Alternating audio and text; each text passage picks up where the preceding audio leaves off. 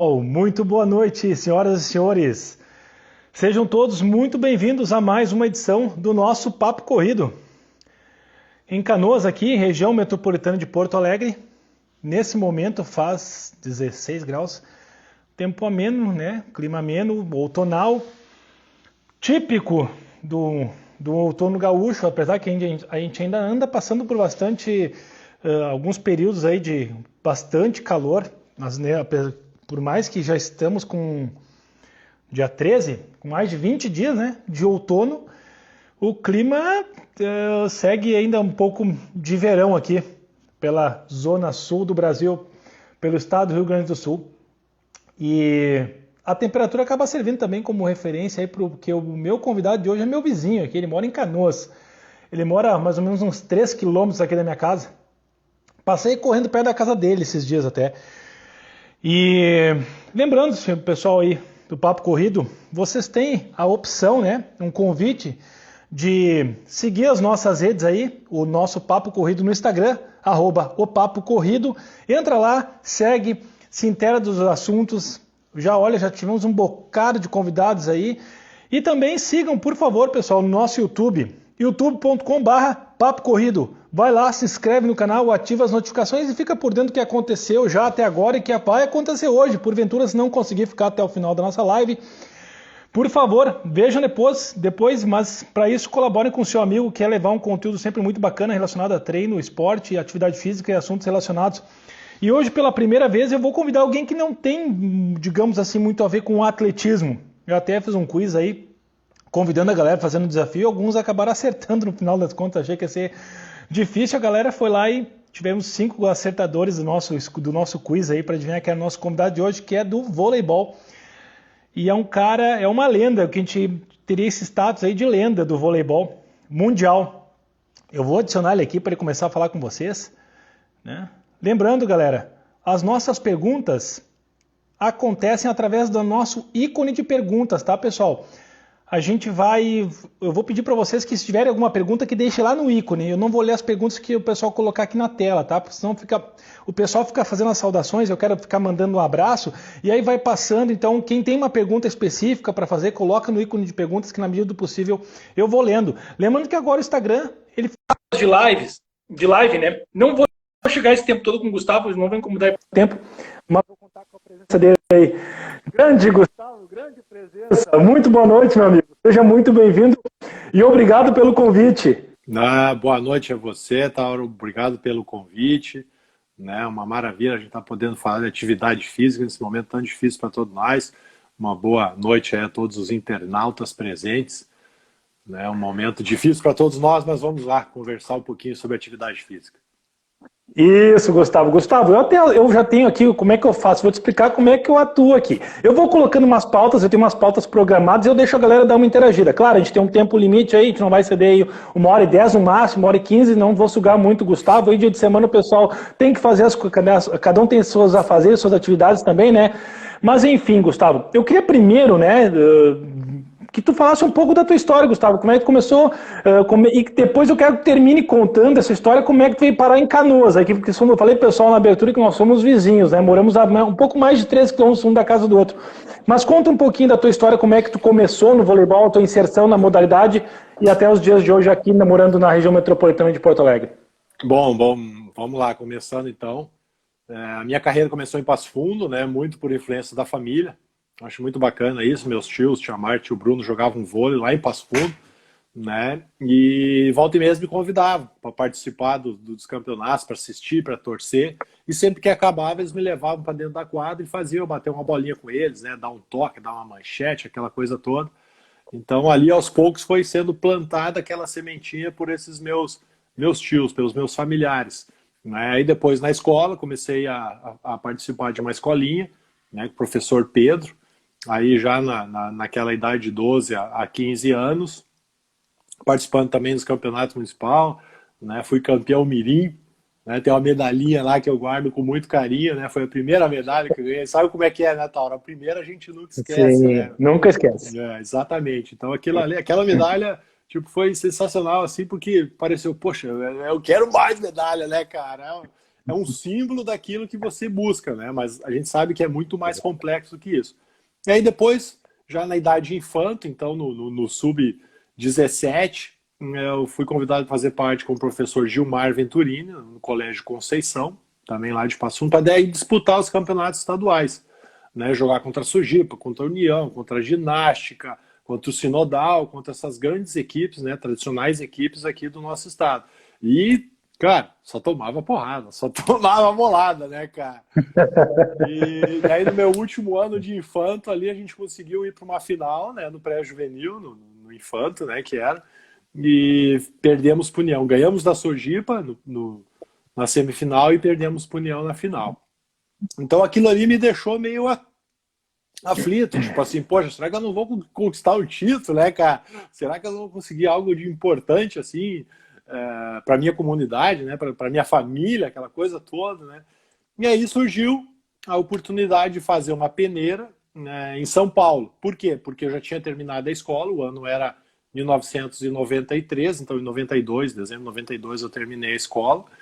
E todo jovem, ele se coloca numa berlinda nessa idade, né? Por quê?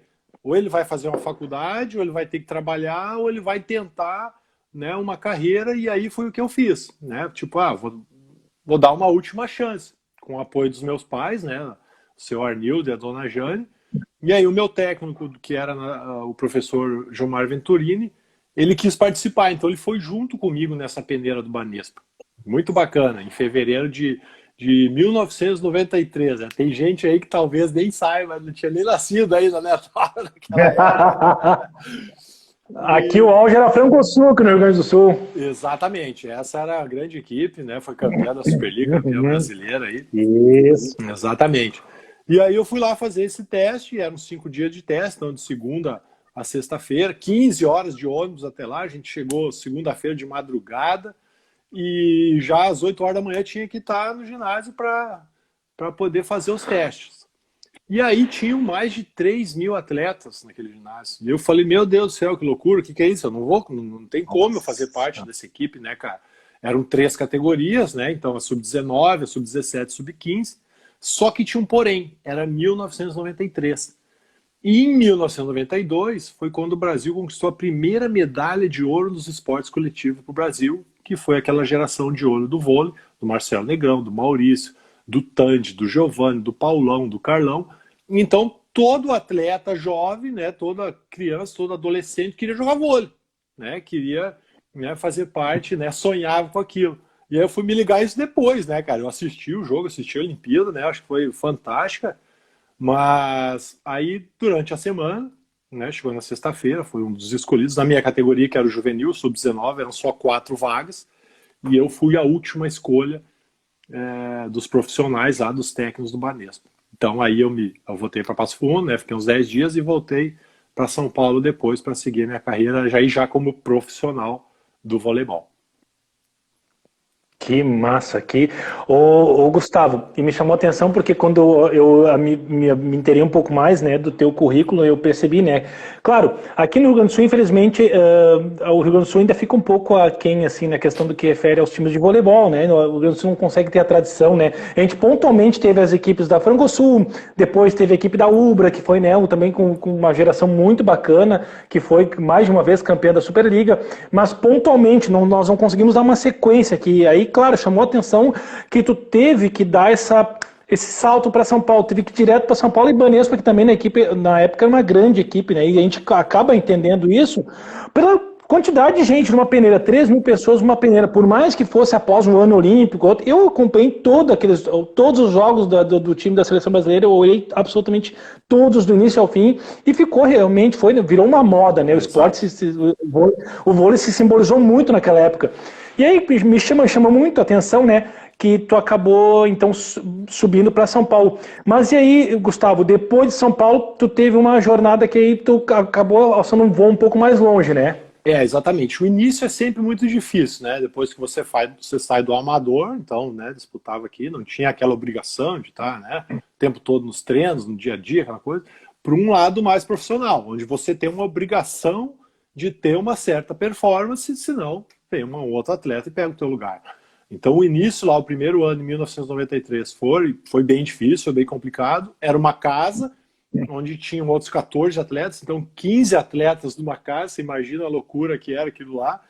Mas a gente se dava bem, né? Então era bem tranquilo e todos tinham um sonho, né? De um dia poder querer, né, representar o nosso país. E aí tudo começou a acontecer muito rápido. Então fui convocado para a seleção paulista. Infelizmente, né? Olha a coisa. Naquela época tinha essa regra, né? Você era convocado para a seleção da equipe que você jogava. Hoje isso já mudou.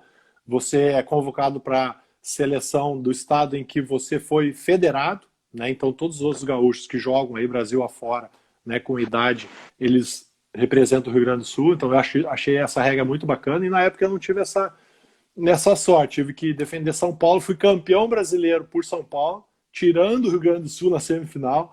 Então, vários atletas conhecidos meus, realmente tive que deixar eles disputarem o terceiro e quarto. Um deles, o André Heller, né? O André Heller, olha só, sim, Gaúcho Novo Hamburgo aqui. Exatamente, Gaúcho Novo Hamburgo, campeão em Atenas 2004 também. E aí, a partir desse campeonato, veio a convocação para a Seleção Brasileira Juvenil. Né? Então, aí o negócio começou a realmente ficar muito sério. E aí foram 2 anos, a gente foi vice-campeão mundial, perdemos na final para a Rússia, né? Esses russos desgraçados, né? Sempre brigando de igual para igual com a gente, e ali já era o começo, o início de uma geração. Então tinha o Ricardinho, tinha o Giba e tinha o próprio André Heller e eu. Né? Então ali foi o início da gente para depois, né, defender o nosso país, uma equipe adulta. Ô Gustavo, tu tocou num ponto muito importante que foi, tu falou a expressão assim, foi o início de uma geração. Claro, veio uma geração muito importante, que foi ali Barcelona 92, mas obviamente veio aí de seguida essa grande geração do segundo ouro olímpico, mas aí que pontua algo que foi na época que me chamou muito a atenção, porque eu sou não só por ser apaixonado por educação física, por ser apaixonado por esporte e por procurar acompanhar muitas modalidades, mas me chamou muito a atenção na época a estruturação da Confederação Brasileira. Assim, foi, na época, a Confederação começou a se estruturar de uma forma muito organizada. E, claro, a gente vê isso, porque o Brasil é o país do futebol e a gente consegue perceber isso no futebol. A falta da gestão pode derrubar um clube. E a organização da gestão pode ser o grande alicerce que vai levar o clube a lugares até então considerados inalcançáveis. Eu acredito que isso, obviamente, pelo fator talento, recursos humanos que o Brasil tem, mas que também teve uma base muito importante da gestão, né, do vôlei brasileiro, que aí começou a se firmar efetivamente como a potência do voleibol mundial. Então, claro, tu acabou fazendo parte de toda essa estruturação, muito, obviamente, o talento de todos vocês foi decisivo, mas também acho que tem essa contribuição de um alicerce, de uma equipe muito bem formada e um alicerce muito bem estruturado, né? Exatamente, Tauro. Acho que você pontuou algo importantíssimo, porque sem gestão a gente não consegue nada. Sem ter uma boa gestão, sem ter uma ótima gestão, não se chega a lugar nenhum. Isso é na nossa vida, isso é nas empresas e é principalmente no esporte. Então a Confederação Brasileira cresceu muito depois da geração de prata, né, aquela geração dos anos 80 que conquistou a prata em Los Angeles, 1984, né, que tem uma geração do Renan hoje atual técnico da seleção brasileira, né, o William, Bernard, Xandó, entre outros, Amauri, né, então foi criada aquela geração que conquistou uma medalha, e aí a CBV viu que ela tinha que se organizar melhor, porque nós somos, sim, como você citou, um país de muitos atletas talentosos. Isso não é só no futebol, não é só no voleibol, é no atletismo, é no basquete, né? É em todas as modalidades esportivas. Mas o que falta? Falta essa gestão, falta uma melhor organização dos nossos gestores para que a gente consiga alcançar aqueles jovens que não têm, talvez, uma oportunidade, né? Para que eles consigam desaflorar. Né? E isso é muito importante. Então, a gestão, esse é o ponto principal. Você tem uma boa gestão, você tem uma ótima gestão, tudo funciona. Né? Se você não tem uma boa gestão, o negócio acaba caindo. E principalmente no esporte, que depende muito, né, de patrocínio no nosso país. Então, esse é o ponto fundamental, né, para o pessoal de casa, para todo mundo, né, a gestão. tem que ter uma gestão do teu tempo, uma gestão, uma organização, né? Tem que ter profissionais competentes que tenham uma experiência, digamos, no esporte, porque é difícil hoje, porque não existe uma faculdade que forme um gestor do esporte. Acho que você sabe muito bem, né, Tauro? A gente tem que ir se virando, tem que ir aprendendo conforme as coisas acontecem. E muitas vezes você toma paulada e erra, até que aos poucos você vai aprendendo, né? Porque existe o marketing para as empresas, mas o marketing esportivo, ele ainda está muito engatinhando, digamos assim, né? Melhorou bastante, com certeza, mas ainda acho que a gente pode explorar isso muito mais. Nosso país, infelizmente, se pensa muito no ano olímpico, então se fala de todos os esportes em ano olímpico, e nos outros anos se fala muito menos, né? O futebol continua sendo aquela... e com razão, não tiro o poder do futebol, né? Mas eu acho que os outros esportes poderiam realmente ter algo, um espaço maior, assim, nos meios televisivos.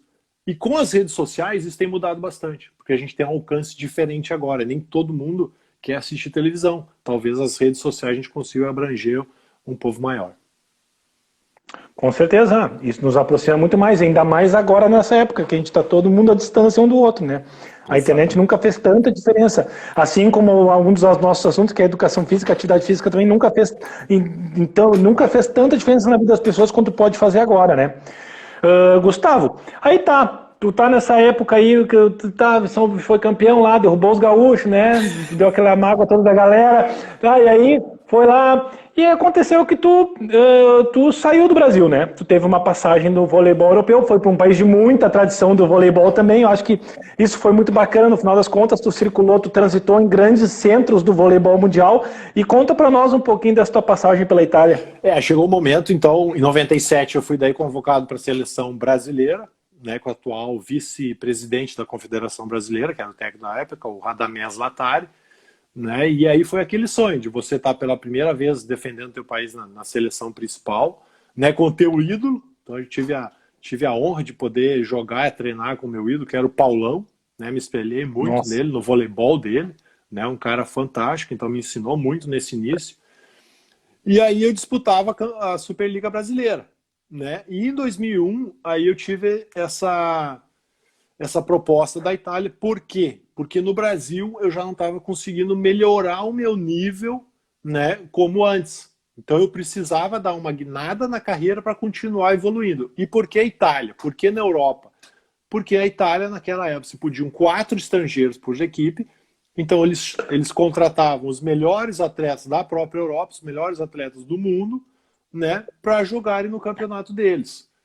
E aí o que acontecia? Todo jogo era praticamente um jogo entre seleções. Então fazia com que você, né, melhorasse a tua condição física, a tua condição técnica, a tua condição tática, a tua condição mental para poder enfrentar esses atletas. Depois, quando eu vinha para a seleção, realmente eu estava melhor preparado, digamos, do que ter jogado aqui no Brasil. E nesse primeiro ano, o Giba foi comigo, então foi uma experiência fantástica, assim, para nós. Eu fiquei 8 anos na Itália, então ficava naquela...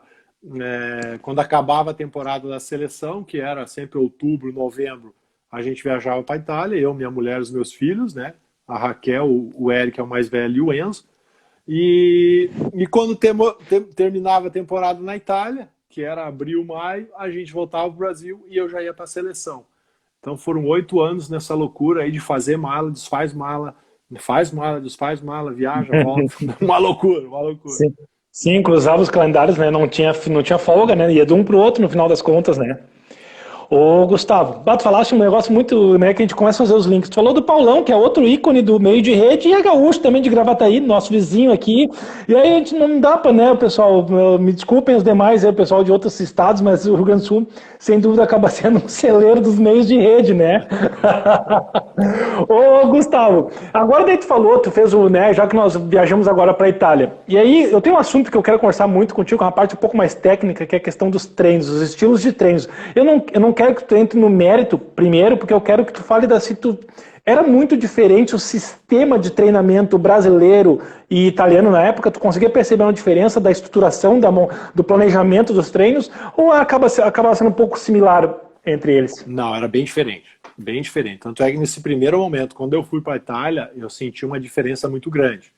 Porque era menos treino técnico, então se treinava menos aquela coisa do toque, da manchete, da defesa individual, né? Menos esses treinos individuais e mais esses treinos táticos. Então, quando o atleta chega na Itália, ele já está preparado.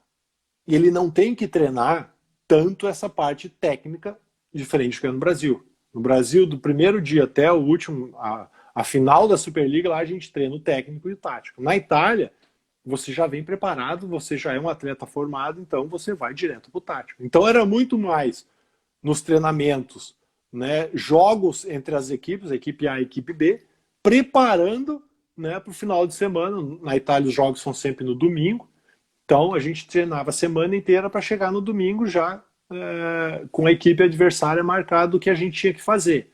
No Brasil, nessa correria e um campeonato um pouco mais curto, né, na Itália era mais longo, eram 6, 7 meses, no Brasil às vezes eram 5 meses, joguei campeonato que eram 4 meses, né, então Nossa. O número de jogos eram 2, 3 jogos por semana, e aí fica difícil você treinar, né, realmente focar só no jogo. Lá na Itália era assim. Então isso eu aprendi muito, né, de você treinar realmente marcando a equipe adversária no dia a dia dos treinamentos. Diferente do Brasil, que era muito da técnica, então você errava um toque, uma manchete, tudo, você ia lá, né, no treino seguinte, após jogo, você treinava muito isso. Então isso foi um baque no início, né, a preparação física também. Eram 2 sessões de musculação por semana, tá? No Brasil a gente fazia 4, no mínimo, às vezes, né, quando dava até mais. Então tudo isso eu tive que me adaptar. Eu não podia perder minha condição física, né, porque depois eu voltava para a seleção e ia sofrer muito mais para recuperar. Então eu mantinha alguma sessão a mais do que os atletas, tanto eu quanto o Giba, né, nesse início de treinamento da Itália. Então é diferente. Há uma consciência tática maior na Itália e nós temos uma procura maior em termos técnicos. Por quê? Porque a gente tem um talento maior que o italiano. Né? São escolas diferentes, né? Não estou dizendo Sim, que uma é melhor que a outra. Não, são escolas diferentes, né? Os meios, na verdade, né, Gustavo? Para o treinamento, no final das contas, os meios, os métodos de cada um não importa. O importante é que o produto final seja alcançado. Os meios e métodos de cada metodologia, de cada tipo de treinador, de cada escola, cada país tem a sua. Meios e métodos é particular, é peculiar e se respeita isso. Claro, chama atenção que tu falaste o cara tem que chegar eles contam muito com o jogador pronto, né? Pelo que tu falaste, então, da Itália, eles contam muito com o cara já pronto para o combate mesmo, trabalhando pouco. Ele tá vindo e já sabendo que ele precisa estar totalmente apurado nos fundamentos. Tem que resolver o problema. Tem que resolver o problema. Tem que estar lá para resolver o problema. Perfeito. Ô Gustavo, bom, legal, assim, bem, para mim foi bem elucidativo, assim, eu confesso que acompanhei muito a rotina de treino do pessoal aqui da Ubra, vi, né, o Roberto Minuzzi ali, que peguei o Marcelo Negrão, o Ricardinho, o Dentinho, meu amigão, o Dentinho foi meu colega de faculdade, aí, gente finíssima. Vereador, todo esse Dentinho, povo, vereador Dentinho, agora gestor político aí. E aí eu vi muito essa gente treinando muito, né, e aí, claro, começou a fazer sentido quando falou aqui do Brasil, o cara fazia muito mais musculação. Eu vi eles fazendo muita musculação, muita mesmo. E aí eu quero agora entender um pouco da tua... Vamos destrinchar um pouco, vamos entrar numa parte mais técnica, porque daqui a pouco os caras só vê o Gustavo parando todo mundo no bloqueio lá, mas os caras não entendem o que o cara precisou treinar para fazer aquilo acontecer. Então, Gustavo, eu separei, né, os tipos de treinos aqui para a gente conversar um pouco, para te dar esse relato de experiência para a galera. Primeiro, assim, já que tu entrou no assunto do treino de força, tá? Fala um pouco pra galera o que se treina basicamente, principalmente na tua função, que depois eu vou entrar bem específico do jogador de meio, assim, porque tem os treinos diferentes, não é todo mundo faz as mesmas coisas, né? Tem algumas coisas que são diferentes dependendo da posição. E aí, Gustavo, pra ti, como é que funcionava basicamente os treinos de força? Bom, eu acho que a minha geração, essa geração dos anos que nasceu, né, nos anos 70, nos anos 80, ela passou por todo tipo de preparação física. Passou por uma evolução muito grande do voleibol. Né? A gente começou a jogar quando ainda era aquele sistema de pontuação de 15 pontos, sem vantagem. Então, você tinha que fazer 2 saques para conseguir fazer o ponto. Então os jogos eram meio que intermináveis, então você precisava de uma preparação física em que você pudesse aguentar o jogo mais longo possível. Então se corria muito, né? Se fazia... As séries de musculação eram pirâmides. Então eu lembro muito bem, era 12, 10, 8, 6, 4, 4, 6, 8, 10, 12. Quer dizer, você ficava meia hora no supino, meia hora na puxada, meia hora no leg press, meia hora no agachamento, né? Eram 3, 4 horas de musculação, uma loucura. Claro que eles dividiam, né, o braço e perna, aquela coisa toda. Sim, mas era demorado claro. demais, era demorado demais. E no dia seguinte a gente corria. A gente corria muito lá na USP, que tem uma trilha lá, ou corria no Ibirapuera, né, no caso quando eu jogava no Banespa. Então eram sempre 5 quilômetros. Você imagina correr 5 quilômetros de manhã e depois à tarde, né, fazer o treino coletivo de salto e tudo aquela coisa toda. Então a gente passou por esse momento, né, das pirâmides e das corridas, e depois, conforme mudou o tipo de pontuação do voleibol, então ele passou a ser do 25, né, e toda a bola é ponto, isso mudou. Quer dizer, se trabalhou muito mais força. Então, quando a gente trabalhou na seleção com o preparador físico, era muito séries para você aguentar a temporada, esses 4, 5 meses de seleção. Então ele fazia assim, ó, você tem que fazer um tipo de carga em que você aguente mais de 8 e menos de 12 repetições. 4 séries. Então eu ia lá no supino, botava um peso, eu normalmente sempre fazia com 80. Então lá eu tinha que fazer entre 8 e 12 repetições 4 vezes. Para eu aguentar a temporada toda. Todo dia. Todo dia. Né? Isso na puxada, na remada, no supino. Então, teve essa evolução e aí já não corria mais. Isso aí para mim foi maravilhoso. Além do mais, tem entrado o líbero. Né? O líbero fez com que o central se aprimorasse muito mais no saque, no bloqueio e no ataque, né? Do que antes, né? No passe e na defesa, onde ele tinha que ficar sempre no fundo de quadro. Então essa invenção do líbero, criada lá pelos japoneses em 97, 98, foi fantástico, foi a melhor coisa que podia ter acontecido para o voleibol, porque começou ali a se especializar, né, as posições. Então essa de linha de central é de muita força, né? Depois trabalhava velocidade em quadro, então velocidade e deslocamento lateral, porque o central ele bloqueia todas as bolas, diferente do ponteiro, né? Sim, um fica num lado, outro no outro. Ele tem que estar nos dois lados, né? Meio os dois lados, né? Meio. Sim. Então tem essa velocidade lateral que tem que ser muito trabalhado pelos centrais, claro, e frente e costa também, por causa do ataque, né? E o saque. Então se especializou isso e fez com que os centrais, né, tivessem um objetivo diferente dos outros atletas. Né? Os outros atletas tinham que trabalhar um pouco mais. Por quê? Porque eles tinham que passar, atacar, bloquear, defender. Né? O levantador, os ponteiros, o oposto continuavam fazendo as mesmas funções. Então, para mim, para nós, central, foi importantíssimo tudo isso. Essa evolução, né, dessa posição e do próprio voleibol. Hoje se trabalha muito força, né? Enquadra velocidade, claro, você conhece muito bem, para conseguir ter a potência, né, que é o que faz com que a gente dê aquela porrada, né, véio, chegue rápido no bloqueio, né, pra poder... Explosão, potência, né? Tem que ter. Gustavo, eu até acabou entrando, porque eu separei várias partes, obviamente eu ia falar do aeróbico pra ti, porque eu fiquei curiosíssimo, assim, eu vi os caras correndo na pista e tal, e eu sei que tu dá tuas corridinhas hoje em dia ainda, e aí agora tu já acabou meio que respondendo, assim, da questão aeróbica, né, claro, porque o voleibol ficou muito dinâmico, extremamente dinâmico com a diminuição dos 25 dos 15, com o aumento dos pontos, mas sem a vantagem, né? A entrada do líbero, tu falou tudo, no caso, cada jogador efetivamente ficou especialista na sua posição, e eu acho que isso deixou o voleibol mais fascinante, mais encantador. E aí eu vou te perguntar assim, Gustavo, algumas pessoas já entraram, e até vou pedir pro pessoal, galera, eu peço desculpas se não tá conseguindo mandar abraço de dó, porque tá entrando muita gente achando abraço. Então deixa o meu abraço, a gente deixa a nossa saudação a todos vocês que já entraram até agora, estão aí com a gente assistindo. Lembrando, pessoal, as perguntas já, para quem tá chegando agora, as perguntas, vocês têm que colocar lá no ícone de perguntas, tá, gente? Eu vou terminar minhas pautas e eu começo a rodada de perguntas, então, com o Gustavo. À medida do possível, a gente tenta responder todas, senão fica para uma próxima oportunidade aí, tá? Gustavo, eu tinha te falado esses dias, uma vez, não der nem te lembrar faz um tempinho já, que pra mim tu é o meio de rede da melhor equipe de voleibol da história do voleibol mundial. Ponto. Pra mim, isso não tem discussão. E eu até vi outras pessoas falando isso, porque tu tem uma representatividade, né, do cara do meio, o paredão, a torre, que nem eu vi gente escrevendo aí.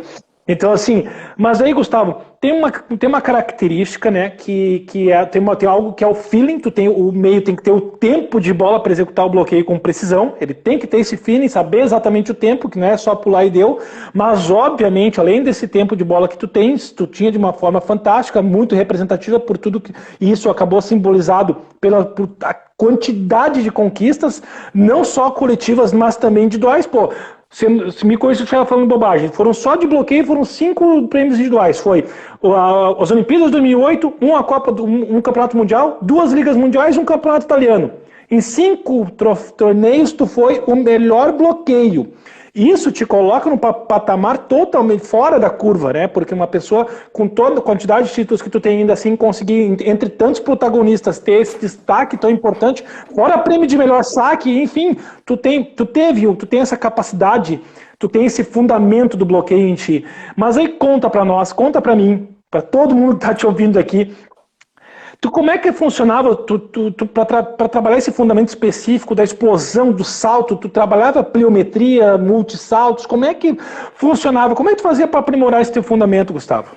Bom, no início fazia muita pliometria, né? A preparação física, mesmo aquela com as pirâmides, né, com a corrida, fazia esse salto, né, que era aquele trabalho, depois os preparadores físicos foram me explicando, que é o quê? De você sair de um plinto um pouco menor para um plinto um pouco maior, para quê? Para que você tenha essa caída, porque no voleibol tem muito salto e ressalto, né? E o que acontece com o sistema cerebral, né? O sistema nervoso central? Ele acaba fazendo o que com você? Quando você cai, ele te segura, né? Ele acha que você está em perigo, então ele não deixa você reagir o mais rápido possível, porque ele fala, pô, eu estou caindo, eu vou ter que me segurar lá embaixo.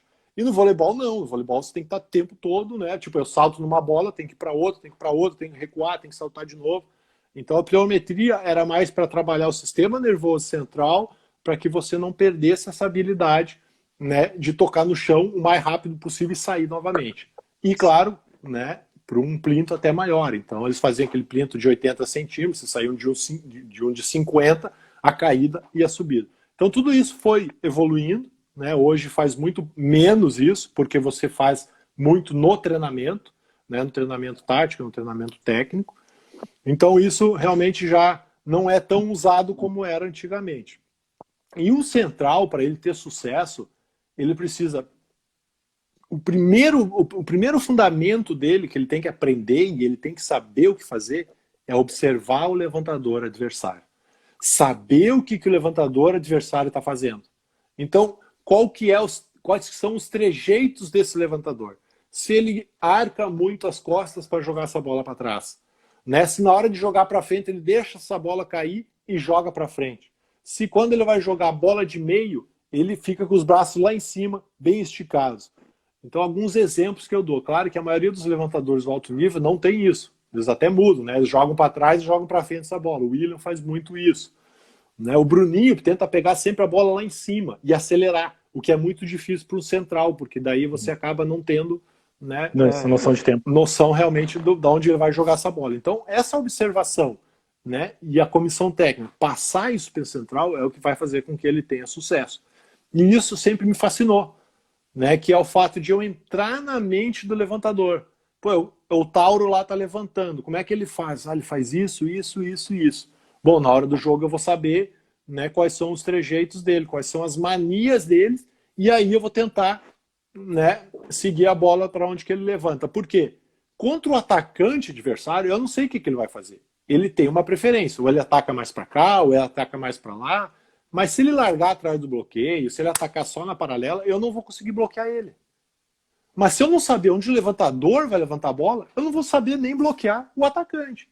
Então a briga dos centrais, essa posição do central, né, para quem é central, para quem é jovem, para quem é mais velho aí, né, é sempre descobrir o que o levantador faz, como que o levantador pensa o jogo, né, como é que ele joga no início do jogo, no meio do jogo e no final do jogo. Então isso eu aprendi muito na Itália, né? Tinha um assistente técnico que era só para isso, só para treinar os centrais.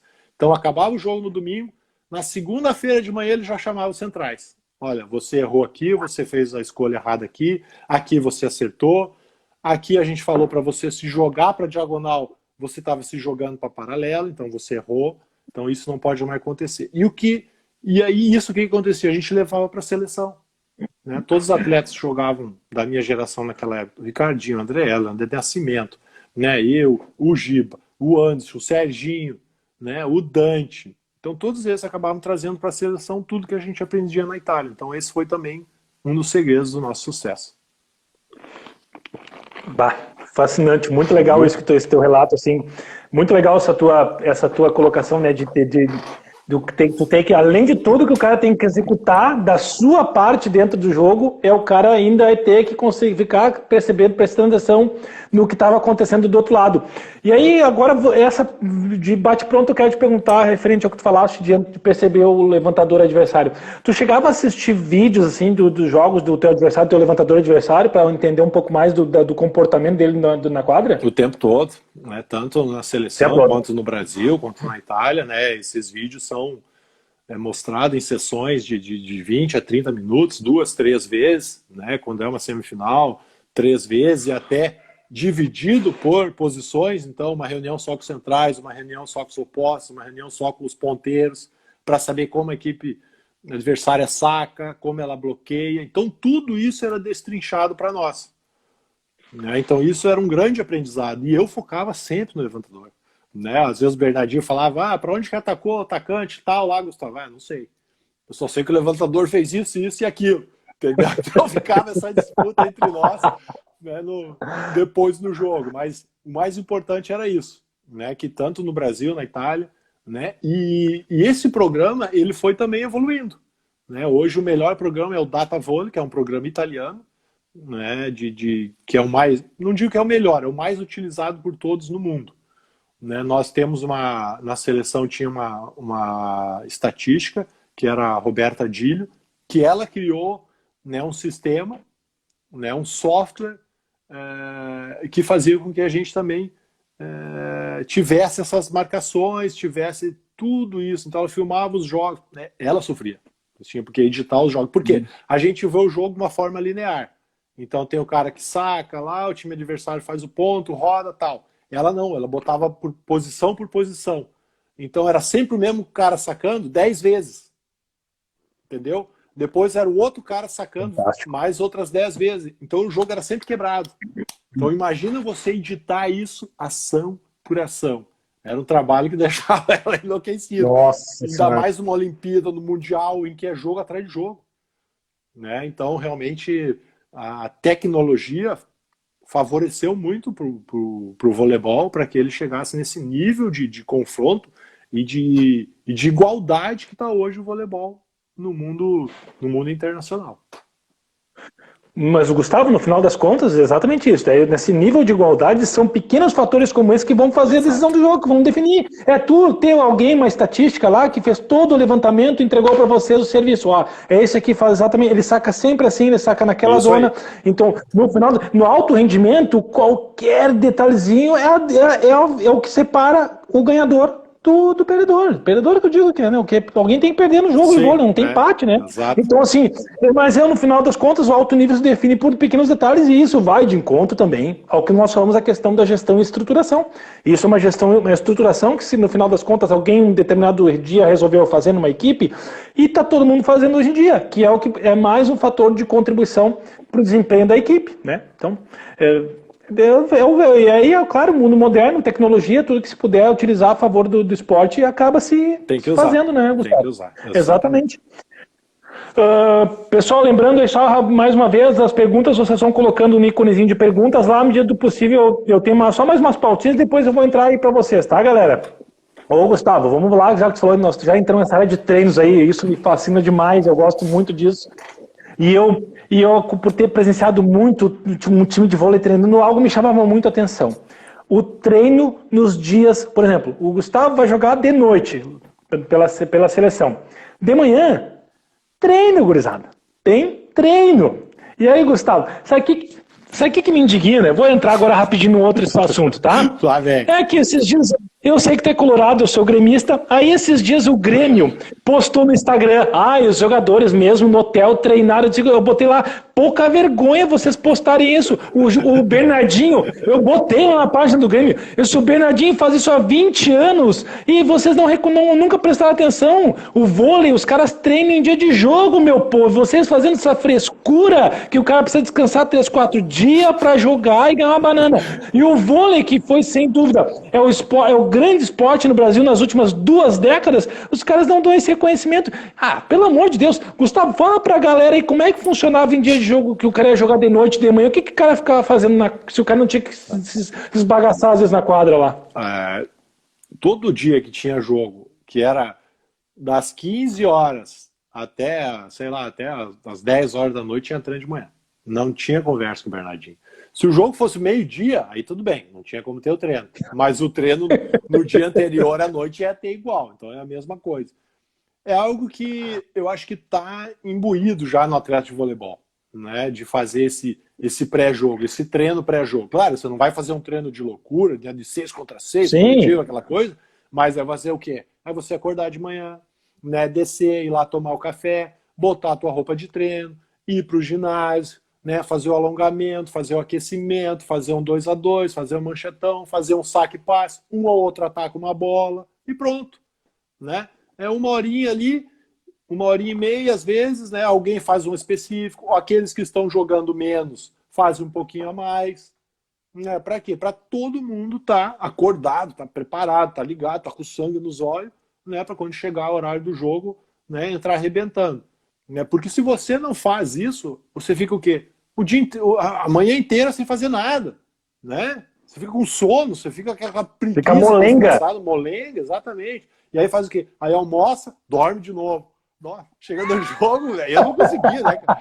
Eu saía não tinha como. Em volta do hotel para dar uma ativada no sangue, aquela coisa toda. Então, mas é diferente. Então, eu também vi ali alguns treinos do Internacional, né? O futebol como si no Brasil, até no mundo, né? Não treina no dia de jogo. Infelizmente, eu acho que podia ser muito bom, mas enfim, não dá para comparar. Tantos os outros esportes coletivos treinam no dia de manhã, né? Se for ver o basquete, cara, o cara vai lá arremessar, vai lá, Exatamente. Né? Tá treinando a cabeça, tá treinando, né, o punho, tá treinando o cotovelo, handball, né? O movimento, exatamente. Eu acho que todo mundo faz isso. Até no atletismo, quem corre. Poxa, não foi a maratona de São Silvestre lá, mas teve a maratona de São Paulo, né, onde eu participei de um revezamento, né, eu e outras celebridades lá, cada um corria 2 quilômetros.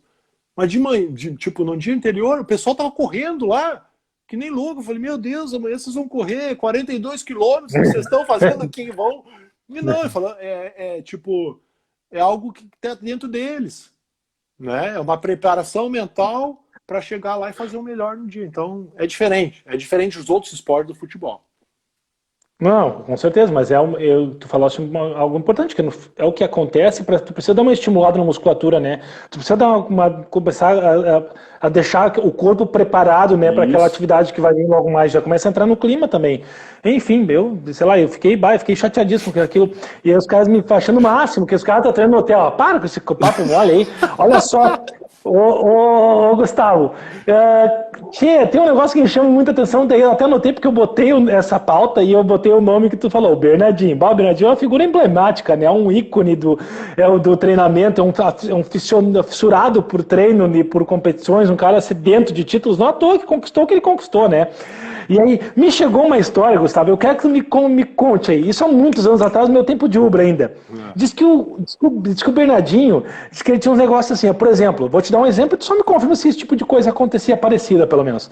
Diz que tinha, por exemplo, a seleção ia viajar para uma competição. Aí deu uma zica e perdeu o voo, deu conexão, deu falha, deu problema na conexão, o voo não veio, vai levar 2, 3 horas. Eu ouvi falar que teve vez que o Bernardinho levava os caras no aeroporto para um lugar para treinar. Isso acontecia? Cara, assim, acho que a gente perdeu, às vezes, essa conexão umas 10, 12 vezes já. Né? Isso acontecia. A gente às vezes saía do Brasil para a França, e aí tinha 2 horas para pegar uma conexão para a Polônia. E aí atrasava alguma saída no Brasil, né? Ou sei lá, enfim, dava. E aí só tinha no outro dia esse voo. Né? O Bernardinho, o que ele fazia sempre? Ele levava um saco de bola. Então, com as malas, ele levava o saco. Cara, não precisava levar saco de bola, porque toda equipe, toda seleção, ela tem bola à revelia. A Federação Internacional de Voleibol doou essas bolas às equipes. Ele levava um saco de bola, porque se acontecesse uma coisa dessa, teve uma que a gente estava numa conexão para a Holanda, né? E perdemos, atrasamos, sei lá, foi bem isso que você falou, não lembro direitinho, mas tipo assim, só 8 horas depois. O que ele falou? Pessoal, vamos pro hotel, todo mundo troca de roupa, põe a roupa de treino, e a gente vai treinar ali no estacionamento do hotel mesmo. Pegou o saco de bola, botou nas costas, foi lá pro estacionamento, que a gente fez? Fez lá toque, manchete, ataque, defesa, aquela toda. Meia horinha, suado pra caramba, tira o avião, né, das costas, aquela coisa toda. Sim, volta, toma banho, vai pro aeroporto, né? Mas ele adorava. E nós adorávamos treinar também. Porque se você pega uma equipe, né, Tauro, que não gosta, que é mais assim, é tudo, aquele negócio fica pesado, fica chato, entendeu? Não, sim. Nós vamos sim, vamos treinar, porque o que aconteceu com essa nossa geração, com essa minha geração, né, que eu falei do Ricardinho, minha, do Giba, do André, do Marcelinho, né, esses 7-5, 7-6, 7-4, do Nauber, né, a gente não tinha conquistado nada nos nossos primeiros anos de seleção. Então, de 97 a 2000, a gente não conquistou nada praticamente. Né? Fomos sexto na Olimpíada.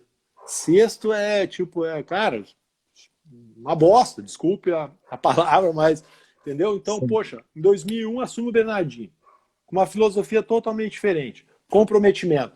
Né? Eu te convoquei, mas você aceitou estar aqui. Eu não botei uma revólver na tua cabeça e falei, você tem que estar aqui porque eu estou te mandando. Não, você aceitou. Então, se você aceitou, você tem que seguir o que eu estou mandando. Você tem que seguir o que eu estou pedindo para você fazer. E você tem que fazer no teu 100%. Né? Então, isso fez com que a gente, com essa fome de vitórias que a gente tinha, e com essa fome de conquista que ele também, porque com o feminino ele não conseguiu chegar numa final olímpica, né? Nem em final mundial. Então ele também queria isso. Poxa, né? Ele queria conquistar algo de importante para ele. E aí juntou a fome com a vontade de comer. E aí 2001 até 2008 a gente conquistou um mundaréu de coisas. Entendeu? Então tudo isso funcionou. E esses treinos demonstraram como a equipe tinha vontade de estar o tempo todo em quadro, estar o tempo todo com a bola na mão. Né? E isso fez com que a gente conquistasse tantos títulos. Exatamente, essa parceria nessas loucuras aí, né? Foram lembrando que nesse período aí, tu tem 6 ligas mundiais que foram de 2000, exatamente nesse período, né? Ou seja, o Brasil foi soberano nessa época, né? Na primeira década do século XXI, foi o Brasil que mandou, né? Então, assim, o bicho-papão, o pessoal tremia as pernas, e era por esse tipo de atitude, no final das contas, que a gente volta, o que separa o cara que ganha do cara que vai perder. Até o tipo de postura, né, de campeão. Exatamente, até o Fiapo me corrigiu ali, ó. Chegou na final do Mundial com o feminino em 94 contra Cuba. O Fiapo é o Guilherme Tênis, que era o nosso fisioterapeuta na época, né? Sofreu muito também, ele sacaneava pra caramba, tadinho. Né, mas uma baita cara, estava o tempo todo, né, nos ajudando, nos colocando em forma para poder ter a nossa melhor performance. Então, desculpa te interromper. Capaz, obrigado pela contribuição. Ele chegou no Mundial 94 no feminino contra aquela equipe de Cuba, né, feminina, que era também, acho que foi a melhor equipe da década do mundo de todos os tempos, né, no feminino. A Mireia, aquela era uma desgraça. Exatamente. Meu Deus, que saltava aquela mulher, impressionante, como chamava a atenção, né? Impressionante, diferencial. 1,75 e a mulher alcançava 3 metros e pico. Tá louco, um negócio fantástico, né? Fantástico, fora do comum, assim, né? Gustavo, muito legal, fantástico essa aí. Aqui fiquei muito feliz que a pessoa que me contou não me mentiu. Eu tinha isso na minha cabeça, eu vou ter que conversar. Eu chamo até, não posso esquecer de perguntar isso pro Gustavo. O pessoal tem.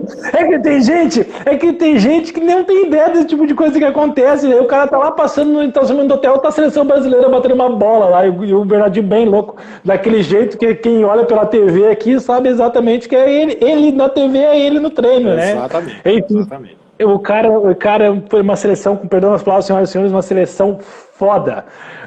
Pessoal, deixa eu entrar aqui, vamos botar um pouco essa gente para perguntar, tem uma galera com pergunta aqui, Gustavo. Vamos lá. Vamos lá, não vou... Ó, pessoal, a gente tem um limite de tempo aí. Vai, fica à vontade aí. Primeira pergunta foi do. Eu vou tentar aqui, tem algumas perguntinhas, enfim. O Custódio Souza perguntou aqui, ó, Gustavo, quais são os conselhos que se dá. Quais são os conselhos que se dá por seu filho que também é jogador? Qual o conselho que dá? Que tipo de conselho dá pro teu filho? Né? O teu menino, o teu mais velho, tá jogando no SESI, né? Isso, jogou no SESI, 3 anos já, né, que ele tá no SESI. É bem difícil, cara, né, você separar essa coisa de pai e filho, né, para técnico e jogador. Mas eu sempre falo para ele se esforçar o máximo que ele puder, né, que ele melhore sempre a performance dele nos treinos, e não só nos treinos com bola, também nessa parte física, que vai dar condição para ele evoluir, né. É complicado, porque ele leva uma bagagem muito grande, não só minha, também do Murilo, do meu irmão, né? Então é difícil para ele, digamos assim, encontrar, né, o caminho dele, mas eu sempre falo, cara, te esforça, te dedica, faz o teu melhor, escuta o técnico, escuta os jogadores mais experientes, porque eles estão ali para te ajudar, o técnico está ali para te ajudar, né? E foi muito bacana, porque sempre teve o Murilo ao lado dele, então o Murilo sempre dando dica para ele do que fazer, né, do que está certo, onde melhorar. Então é complicado, mas eu exijo muito, exijo bastante dele para que ele realmente melhore e consiga alcançar o que ele quer, né? O sonho dele, não é o meu sonho, é o sonho dele. Isso aí, exatamente. É um baita conselho. Claro, obviamente tem a questão do. Tu falou, né? Tem a questão do sangue, do incentivo. Ele cresceu te vendo jogar. Aí e aí nós fomos ver a tua história. Tu viu os teus tios que jogavam. Obviamente, Isso. tem uma construção, né? Tem algo visual que te estimula a jogar. Também passa muito legal que tu falou que passou por um treinador, por um profissional de educação física, que eu bato muito nessa tecla como profissional da área, que eu digo do protagonismo que o profissional de educação física tem nos dias de hoje, principalmente com tudo que está acontecendo, a importância da prática da atividade física, eu sou um defensor assíduo disso. Então, olhando uma coisa com a outra, não tem, esse menino vai longe aí pelo sangue que tem aí, olha, eu boto fé. Outra pergunta aqui, o Guilherme Petri. Guilherme Petri é um amigão aqui de Canoas. Grande Guilherme, obrigado pela presença. Fala, Gustavo, qual foi o título mais marcante da tua carreira? Essa não é muito difícil. Claro que tiveram vários títulos, mas a Olimpíada de Atenas 2004, né, onde a nossa equipe alcançou o ápice aí da performance. Então esse foi o título mais importante. E é o título mais importante, né, de um esporte amador, entre aspas, né? Conquistar uma Olimpíada, trazer uma medalha de ouro para o nosso país. Realmente esse título não tem descrição assim,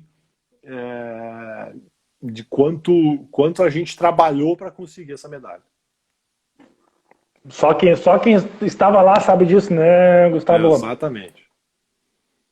Outra pergunta aí, uma questão mais política, mas eu acho muito legal da tua postura, tu é um cara que sempre te posiciona muito bem, assim, e aí eu acho que vai de encontro a essa tua postura, que eu sempre admirei nas redes sociais, tu faz questão de te posicionar, eu acho muito importante isso, né? Às vezes as pessoas não estão preparadas para certas conversas, não entendem o nosso ponto de vista, mas tu acho que tu é do original do jeito que tu é, e eu acho isso muito legal.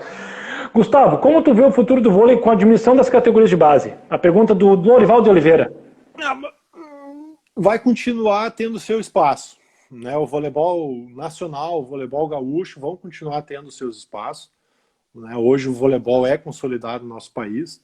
O que falta, é claro, a gente ter mais patrocínio, né? A gente conseguir sempre estar todo ano conseguindo mais patrocínio para que mais equipes consigam se estruturar melhor, né? Ter uma gestão melhor e tenham longevidade, né? No caso do Cruzeiro, do Taubaté, aí o Maurício está online, né, já falou algumas besteiras, está me sacaneando, né, o Maurício. Então a equipe dele lá, o Vôlei Renata, fez uma excelente temporada, foi campeã paulista, né, chegou na semifinal da Superliga Nacional, né, e ele está tendo um trabalho desse, né, longevo. Então isso é muito importante, né, tanto masculino como feminino, que a gente tem essas equipes que se mantenham, né, que esses patrocinadores realmente façam parte do mundo do voleibol.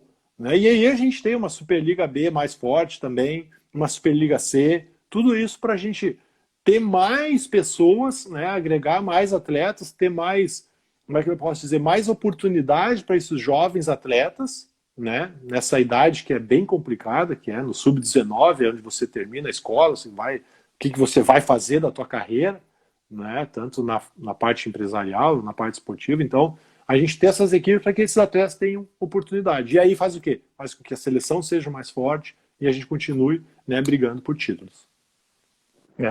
No esporte, claro, a gente precisa, o esporte fomenta pelas categorias de base, né?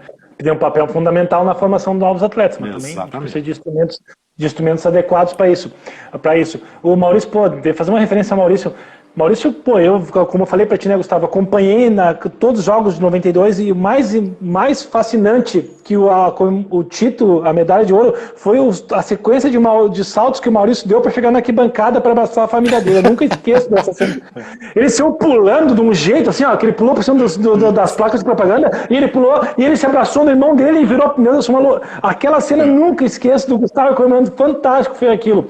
Gustavo, grande abraço, sou teu fã. Gustavo, como você vê o voleibol gaúcho? Está bom para você melhorar? Quais melhorias? Essa pergunta tem resposta bem fácil aí, né? A gente até conversou um pouco antes aí, Gustavo, por favor. Para você melhorar muito. Na categoria adulta, né, tanto masculina quanto feminina, né, nunca tivemos uma equipe feminina na Superliga Nacional. Então isso realmente é complicado. Né?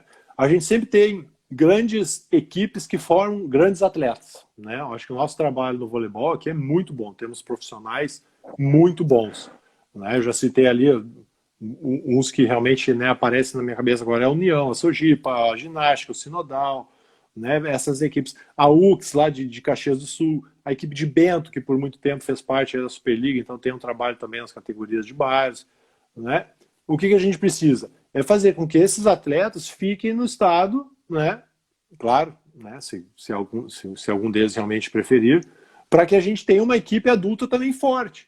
Porque senão a gente está sempre sendo matéria-prima, digamos assim, né? A gente chega numa certa idade e a gente manda. Foi o que aconteceu comigo e vários outros atletas aqui do nosso estado. Então, equipes como tu falou, que é a da Ubra, da Tempo, né? Do Frango Sul, a Ubra principalmente, que tinha um excelente trabalho. E aí não é só voleibol, você estando lá, você viu que eram várias modalidades esportivas, desde o atletismo, do handebol, do futsal, até futebol fez final do Gaúcho contra o Inter. Sim, né? Então, com o Inter, gol do Neymar. Então era tipo um centro olímpico, né? Assim, não quero exagerar aqui, mas um dos maiores do Brasil. Não. Né? Não tô claro, na verdade, era o grande centro na época. Para mim, do conjunto da UF, foi o grande centro esportivo do Brasil. Se baseava no estilo da Universidade Americana. Exatamente. Né? Os atletas. É onde eu queria chegar. Então você formava os atletas, mas eles estavam ali disputando, né, campeonatos pela própria universidade. E aí que eu fico enlouquecido, tal, e você deve ter ficado também. Como é que isso acaba? Como é que isso se destrói? Como é que isso não tem continuidade? Por que isso acontece no nosso país, meu velho? Por ganância, má gestão, por corrupção, por má gestão, por tudo isso. Isso, um pouco de cada um. Cara, porque você tem uma coisa que já era exemplo no país inteiro e até fora. Por que você estraga isso? Por que você quebra isso, cara? Olha quantas pessoas, quantos atletas, quantos profissionais você dá. Quer dizer, eu fico enlouquecido. Sim. Eu fico enlouquecido, entendeu? Não, muito egoísmo, né? Muito. Quando a tua vontade sobrepõe de tantas outras pessoas com o teu desejo, né, Gustavo? Não existe a gente isso, falou da má gestão, né? Uma boa gestão bota no céu, uma má gestão afunda, coloca tudo por água abaixo. Na mesma proporção. Né? Na mesma proporção, exatamente. Gustavo, pergunta aqui do Gabriel Fialho. O filho mais novo do Gustavo também pretende ser jogador profissional? Ele tá lá seguindo o caminho dele também, o Enzo, né? Ele tá jogando no Grêmio Náutico União. No momento eles não estão treinando, né? Porque estamos nessa bandeira preta aqui no Rio Grande do Sul, então vamos esperar que isso termine o mais rápido possível. E aí fica o meu apelo, né? Porque as pessoas realmente se cuidem, né? As que que conseguirem, né, ficar em casa, que fiquem em casa, aquelas que tenham que trabalhar realmente se protejam, usem máscaras, né, usem o álcool em gel, aquele cuidado todo para que a gente consiga, né, amenizar esses problemas dessa pandemia horrorosa que está sendo ruim para todo mundo, mas para o esporte também muito mais, né, porque a gente está perdendo aí muita atividade física, não só para as nossas crianças, adolescentes, adultos, mas também para o pessoal da melhor idade. Então, realmente é uma perda muito grande. Espero que as pessoas se conscientizem, né, da gravidade do problema que a gente está vivendo. Verdade, Gustavo. Torcemos, né? Torcemos. Vamos deixar um abraço pro Giovanni dos Santos aí, deixar um recadinho, te admiro muito, Gustavo. O Giovanni dos Santos foi o melhor brasileiro da São Silvestre, é um grande corredor aqui do nosso país, foi um dos nossos entrevistados aqui no Papo Corrido. Obrigado, Giovanni, grande parceria, grande abraço, meu velho, obrigado pela tua presença aí. Esse cara é fera. Valeu. Até hoje acompanha. Olha só, começaram aqui as polêmicas aqui. Vambora. Olha as perguntas. Gibon Naubert. Não, próxima pergunta. É complicado, cara. Cada um no seu momento. Acho que no Mundial de 2002, lá o Naubert foi o melhor atleta, né, o melhor jogador do mundo. E na Olimpíada de 2004, o Giba foi o melhor jogador do mundo. Então, os dois tiveram os seus momentos. E o voleibol é isso, é muito de momento, né? O esporte é isso, é muito de momento, né? Você chega no ápice da tua forma física, técnica, tática, mental, e aí você consegue fazer um baita no campeonato, conquistar uma medalha importante e ser o melhor jogador. Então os dois são fundamentais, foram fundamentais para as nossas conquistas. Fantástico, fantástico. Ele foi político, né? E no final das contas é isso mesmo. Cada um no seu momento. E os dois foram grandes jogadores, até é uma injustiça, né? No final das contas, fazer essa comparação. Outro, né? É difícil, é realmente muito complicado. Quantas horas diárias, pergunta do Matheus Germano, quantas horas diárias de vocês treinavam na rotina normal com o Bernardo e pelos clubes?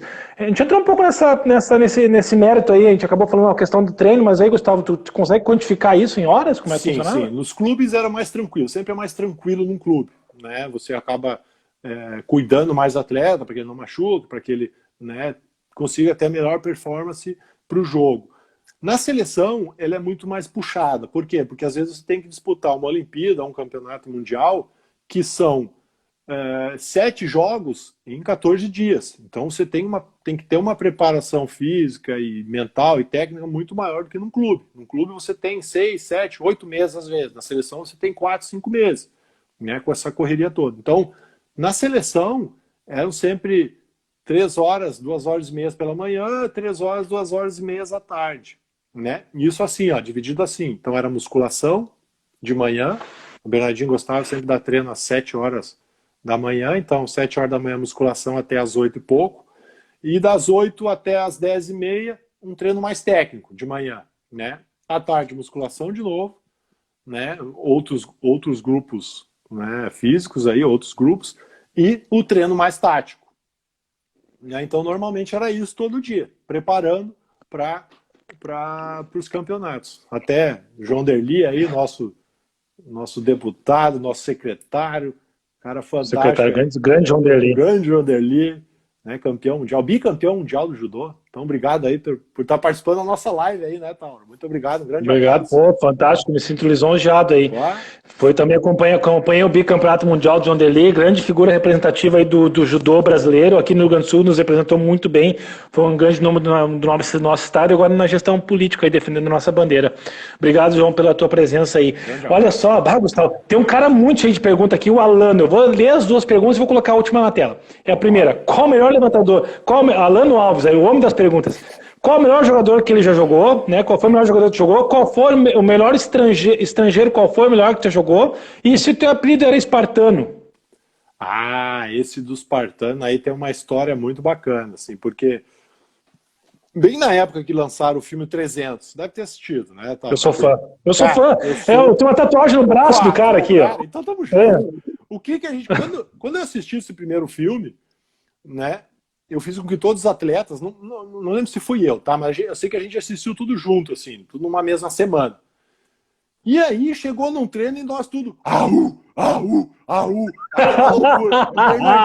e o Bernardinho não entendendo nada. Aí acabou o treino, eu falei, professor, você tem que assistir esse treino.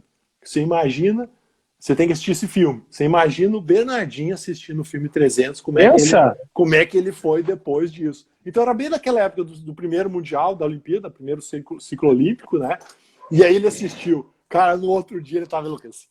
Ele tava enlouquecido, velho. Não tem como assistir esse filme. Melhor filme que existe. Cara, é o melhor filme que existe, cara.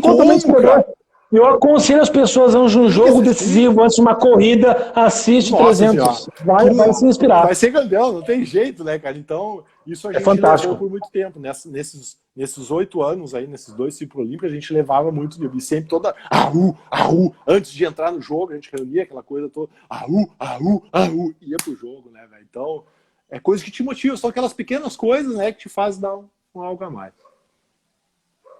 E aí, Gustavo, o Alan tá cheio das perguntas. Ele perguntou qual foi o melhor levantador, já jogou o melhor estrangeiro. Aí tu quer me ferrar, né, velho? Melhor levantador. Ah, é o Alano. É a culpa do Alano. Cara, eu joguei com o Maurício, né, que foi o melhor levantador, bicampeão olímpico, né, o Ricardinho, né, desde as categorias de base do Banespa, na seleção das categorias de base até a seleção adulta.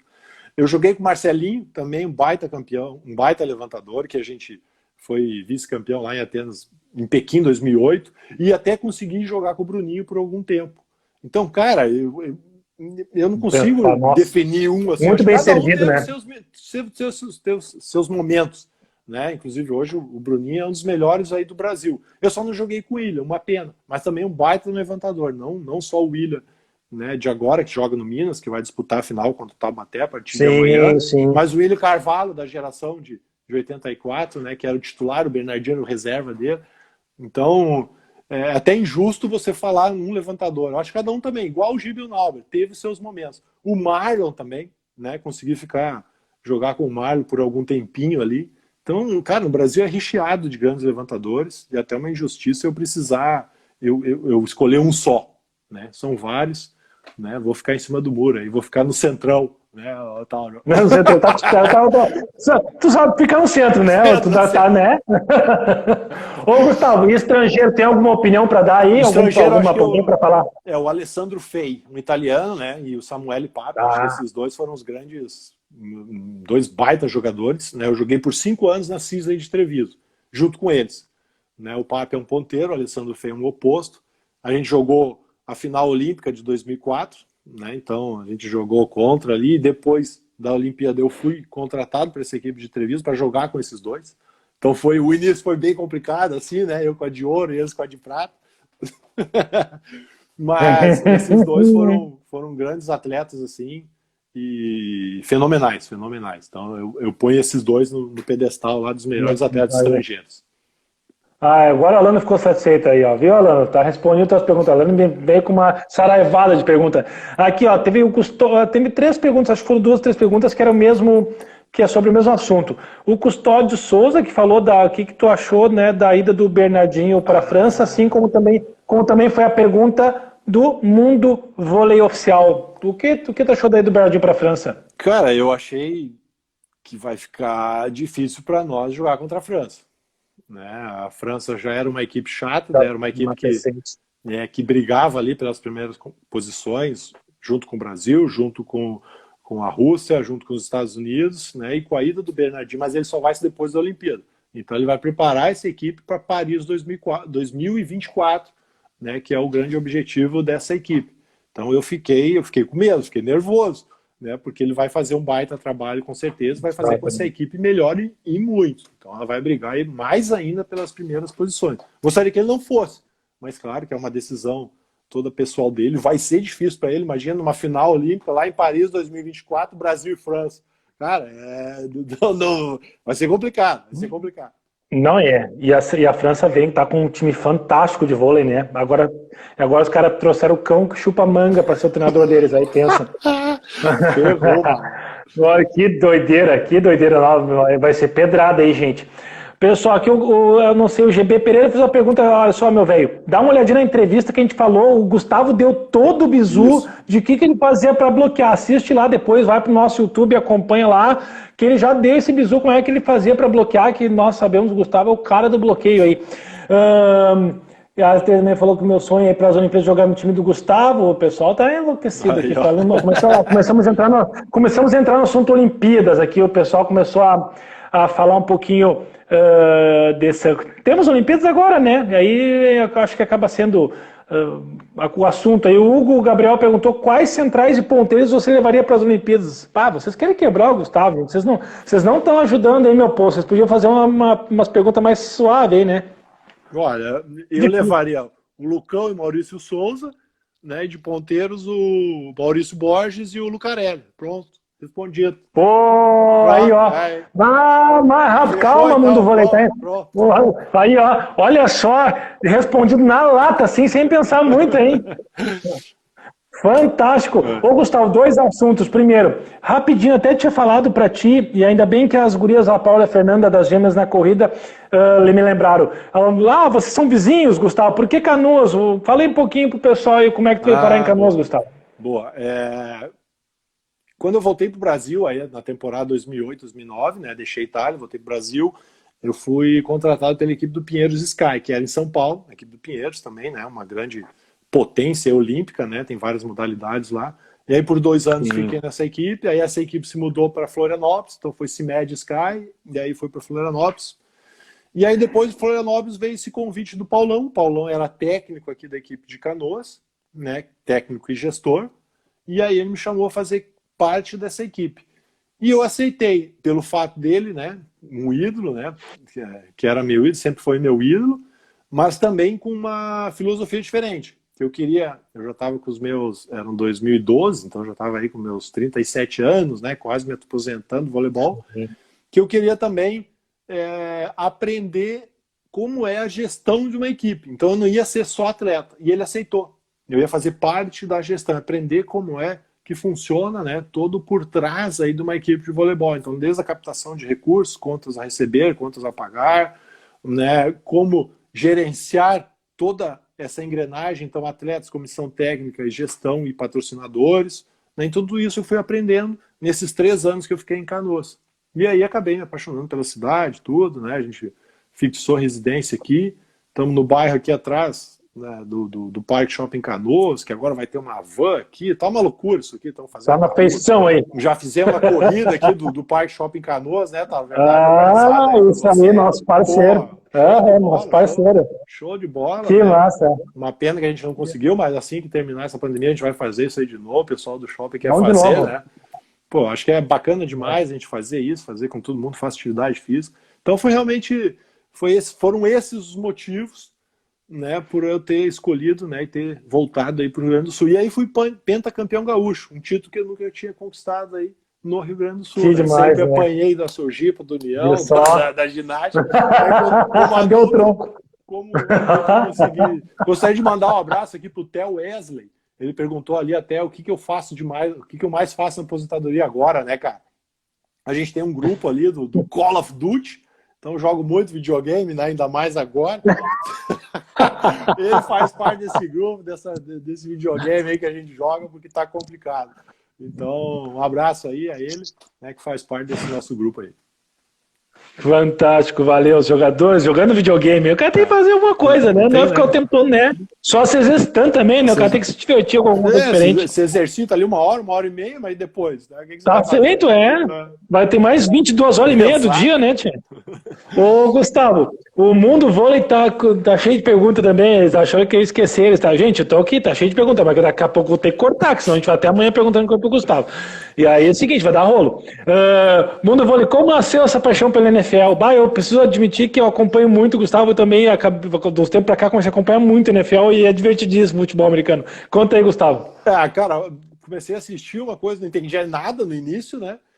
E aí, só que não é só aquele jogo de porrada, aquela coisa toda, né? Tem muita tática, tem muita coisa que se assemelha com o voleibol, né? Daquela de você, da equipe, da união, né? Da parte defensiva, da parte ofensiva. Então eu acabei me aproximando mais, né? Da National Football League, né? O futebol americano aí.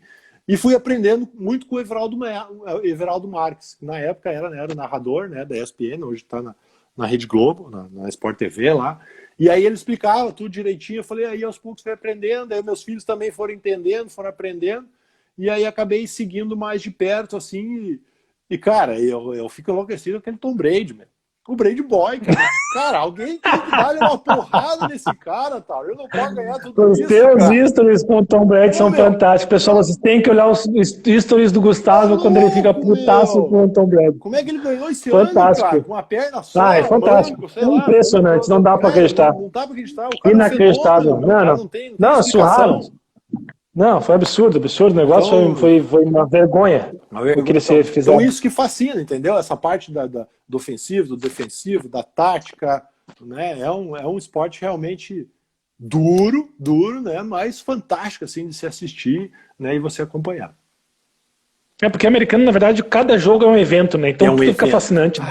Eles conseguem transformar cada jogo num evento, né, Gustavo?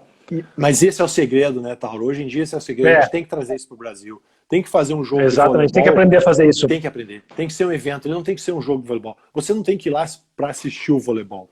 Você tem que ir lá para assistir o voleibol como parte do evento como um todo. Você tem que ir lá ver Exatamente. algum dança. É o segredo. Você tem que participar de algum sorteio. Tem que ter um mascote para ir lá te sacanear. Tem que ter uma câmera do beijo. Tem que ter um casamento, né, um pedido de casamento. Quantas vezes acontece isso na NBA?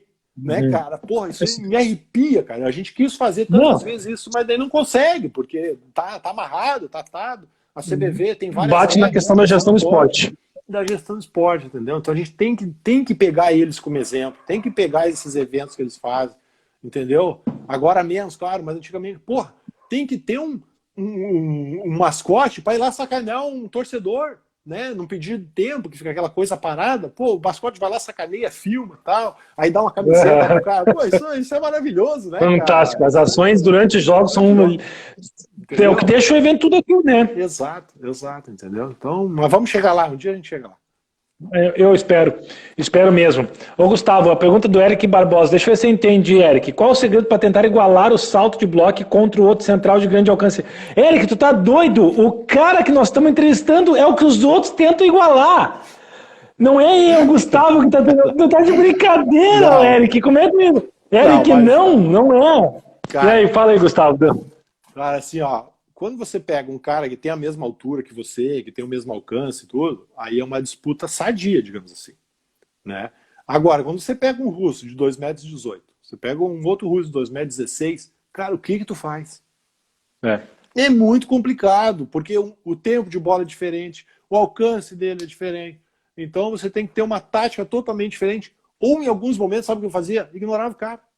Cara, você vai fazer 40 pontos no jogo, e eu vou chegar nas pontas. Quando o levantador jogar para ponta ou para saída, eu vou fazer o meu melhor. Quando ele der no meio, eu não vou pegar. Então, desculpa a palavra, foda-se o cara, entendeu? O Simão, exatamente, quando o vôlei falou, o Lindomar falou aqui, o Simão, né? Não tem como pegar o cara. Então, por que eu vou ficar, né, perdendo tempo? Se matando aí. Exato. Não, vou pegar os ponteiros.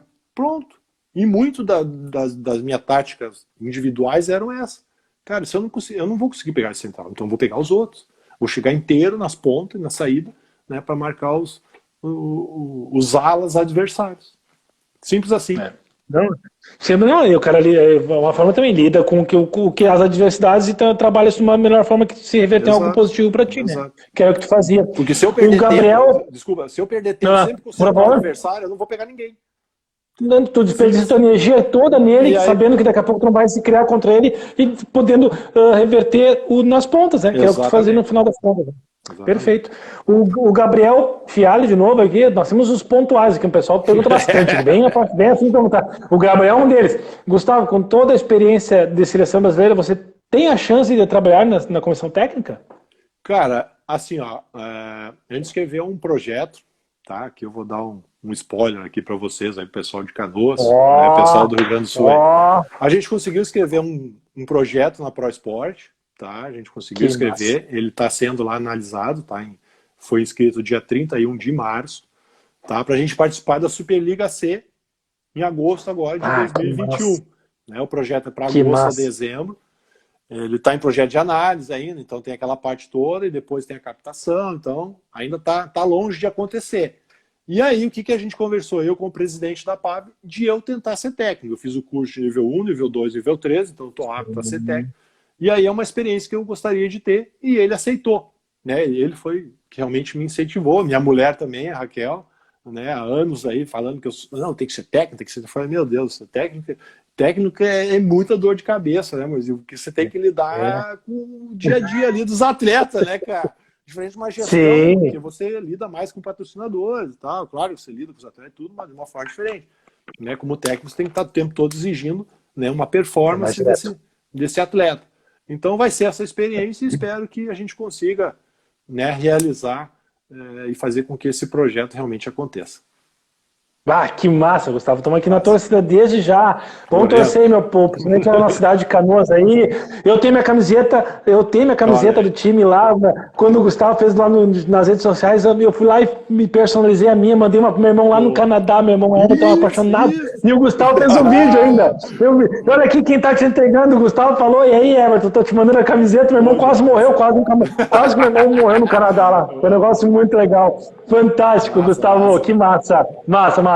Ô, Gustavo, olha aí, o Pablo Daroldi, não sei se estou falando certo, Pablo, desculpa aí, tá? Qual a maior virada da sua carreira, Gustavo? Conta aí que deve ser massa contar uma história dessa. Uma virada muito significativa, assim, fantástica, foi na final da Liga Mundial 2006, tá? E por que isso? Porque em 2006, no início, quando eu estava lá na Itália, a minha mulher foi diagnosticada com câncer, né? Um linfoma de Hodgkin. Então ela voltou para o Brasil com os nossos filhos, eu fiquei lá, terminei a temporada, tá? E aí nesse período entre final de temporada do italiano com o início da seleção, eu fiquei com ela por um tempo, treinando lá, eu com meu irmão Eduardo, né? Para quem não sabe, a gente tem o irmão do meio, Eduardo, e ele é formado em educação física, tá lá em Passo Fundo. E aí ele, que massa. Muito bacana. E aí ele dava o treinamento lá, eu fazia musculação, a gente treinava junto, só eu e ele com bola, no clube juvenil lá. E aí a final foi contra a França, tá? E eu não estava preparado, não joguei nenhum jogo da fase inicial e nem da fase final. Eu estava ali em preparação para chegar bem no Mundial, que era logo em seguida. E aí a gente estava perdendo essa final por 2-0 contra a equipe francesa. E aí no terceiro set o Bernardinho me colocou em quadra. E tanto eu, quanto o Murilo, quanto o Anderson. Botou o Murilo no lugar do Dante e o Anderson no lugar do André Nascimento. E aí, com aquela vibração, com aquela loucura, não estava no melhor da minha forma, mas estava naquela da empolgação. Né? Vamos tentar virar, porque o pior que podia acontecer é a gente perder 3-0, né? Ia perder o título e ir embora para casa. E aí tudo começou a acontecer. Né? O Giba começou a botar a bola no chão que nem louco, né? E a gente conseguiu virar esse jogo para 3-2. Vencemos essa final de campeonato mundial, né, em 2006, né, com toda essa história aí que a gente passou particularmente, né, da minha amada esposa, a Raquel, e a gente culminou com a vitória, né, campeão da Liga Mundial de 2006, depois bicampeão mundial, né, no Japão, né, em 2006 também. Então, eu acho que essa foi a maior virada aí da minha carreira. Que demais, hein, Gustavo? Bom, história que não deve faltar em toda essa carreira aí, né? Quero deixar um abraço para tua esposa também, é muito legal, eu vejo os stories aí, o quanto tu é apaixonado pela tua mulher, isso é muito legal, muito inspirador. Parabéns, hein, Gustavo? Isso me chama muita atenção, assim, é nítido o quanto tu ama tua esposa. Isso não é, que nem diz uma amiga minha, não é o tipo de coisa que se vê no varejo. Não é no varejo que se encontra esse tipo de coisa aí. É muito legal. Na segunda garrafa de vinho lá já, mas tá tudo bom. Fantástico. Aí a pergunta do Theo Wesley, não sei se essa pergunta que foi feita da grande virada é a mesma resposta do que o Theo perguntou, qual foi a tua maior emoção no vôlei, Gustavo? Foram esses dois campeonatos, né, principalmente por esse ano. O Theo, como eu falei, é o parceiro lá de Call of Duty, mas foi esse ano. Esse ano foi muito especial, né, foi uma emoção diferente, né, do que era antes, em que a gente pensava só, né, em treinar, se alimentar, dormir, descansar, aquela coisa toda ali. Não, eu tinha outra coisa na cabeça, né, se a minha mulher ia realmente melhorar. Ela passou pela quimioterapia, depois pela radioterapia, né, e hoje ela está aí, né, 15 anos já, totalmente curada. Então, essa emoção foi totalmente diferente de todos os anos, né, porque eu tinha a minha esposa aí como grande incentivadora e grande motivadora, né, apesar dessa doença difícil em que ela estava lutando. Então foi realmente muito bacana. Mas eu acho que se bobear, a maior de todas as vitórias, né? Com certeza. Essa é a maior vitória de todas. É a vida, né, cara? Não tem vitória maior que essa. Não tem preço. Isso não tem preço. Tem duas perguntas que são meio parecidas, vou colocar na tela, né? Porque os nossos colegas aí botaram, um deles foi o Ale Campeão, botou quais os planos para o Canoas Vôlei, que o Gustavo já deu uma baita, um rico de um spoiler pra gente aí, uma notícia em primeira mão, fantástica, que vai, eu acho que de encontro, né, Gustavo, ao que o Mundo Vôlei Oficial perguntou, quais são as ações para o futuro no projeto aí, Acho que de repente é isso, né, Gustavo? É isso aí. Vai enviar aí. Então, Gustavo, aí, pessoal de Canoas, e eu digo, sabe, eu falo para as pessoas, né? Eu já falei para mais de uma pessoa, na verdade, já falei para várias pessoas que é um privilégio para nós. Temos o Gustavo como nosso vizinho aqui, sabe? Agrega muito valor à nossa cidade. Ele fez questão, portanto, o Gustavo que viajou o mundo, teve em vários países, conquistou tudo, conquistou, está aqui em Canoas. E para nós aqui da nossa cidade, eu tenho certeza absoluta, falo absolutamente por toda a comunidade, por todos os habitantes da nossa cidade, do privilégio de te ter como nosso vizinho aqui, né? Então que se mantenha, vamos torcer muito para o projeto ir cada vez mais longe, que nós possamos ainda ter por muito tempo o Gustavo aqui em solo canoense, meu velho. Oremos, meu velho. Vamos lá. O teu Wesley, Gustavo, o que você mais faz nas horas vagas? Eu vejo que ele treina muito. O Gustavo joga Call of Duty, ele joga Call of Duty, ele vê NFL, eu vejo que ele faz umas musculação até com botão de gás, que eu acho muito legal. Ele se mantém totalmente em movimento, né? A aposentadoria não foi foi só a aposentadoria das quadras, não foi a aposentadoria da saúde, da qualidade de vida, mas eu acho que ele quer mais detalhes aí. Não, é isso aí mesmo, né? O Call of Duty, atividade física, né? Acho que esse é um conselho que nós dois podemos dar para todo mundo, né? Que faça alguma atividade física, né? Desde uma simples caminhada, né? Onde você puder, com todos os cuidados, obviamente, ou até uma academia, né? Até um grupo de corrida. Eu acho importantíssimo para a saúde de todos nós que a gente tenha essa mentalidade, né?